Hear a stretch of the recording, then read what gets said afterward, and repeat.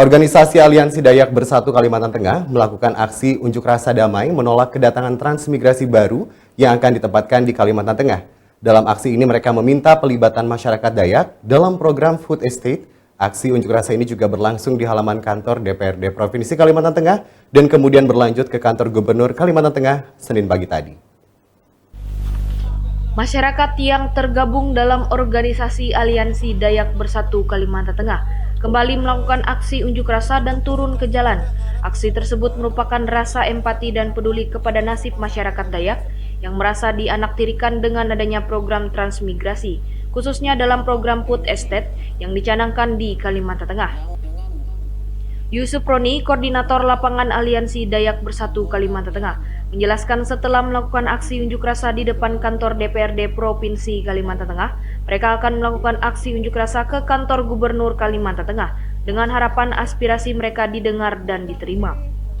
Sebelum melakukan aksinya, mereka berkumpul di Tugu Soekarno, Jalan Es Parman, samping Jembatan Kahayan, selesai melakukan aksi serta menyampaikan tuntutan, pernyataan sikap kepada DPRD Kalimantan Tengah. Aksi dilanjutkan long march menuju kantor Gubernur Kalimantan Tengah. Saat berada di kantor DPRD Kalimantan Tengah, sejumlah wakil rakyat tampak menerima kedatangan para pendemo ini. Di hadapan wakil rakyat, mereka menyampaikan pernyataan sikap. Antara lain, Aliansi Dayak Bersatu menyatakan menolak transmigrasi baru dari luar Provinsi Kalimantan Tengah dan meminta pelibatan masyarakat Dayak Kalteng dalam program Food Estate. Kemudian warga Dayak Kalimantan Tengah harus dilibatkan secara penuh dalam program Food Estate, baik sebagai tenaga ahli, tenaga teknis, dan sebagai tenaga kerja di lapangan. Sebab banyak lulusan SMA, sarjana, magister, doktor, dan profesor dari warga Dayak Kalimantan Tengah yang berkualitas dan mau bekerja di Food Estate tersebut. Kemudian meminta agar stigma warga Dayak dihilangkan, sebab tidak semua Dayak bodoh. Dayak sudah berkualitas dan modern.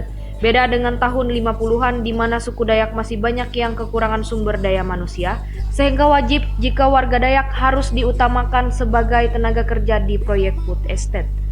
Selain itu, mereka juga meminta agar pemerintah pusat memberikan pendidikan dan pelatihan bagi generasi Dayak untuk bisa bertani modern yang full mekanisme, sehingga warga Dayak merasa dihargai di tanah adatnya sendiri.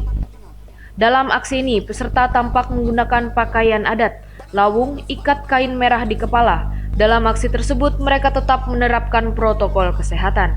Sementara di kantor Gubernur Kalimantan Tengah, aksi ini diterima oleh Kepala Badan Linmas, Kesbang Provinsi Kalimantan Tengah Agus Pramono, dan Kepala Dinas Transmigrasi Kalimantan Tengah Syahril Tarigan.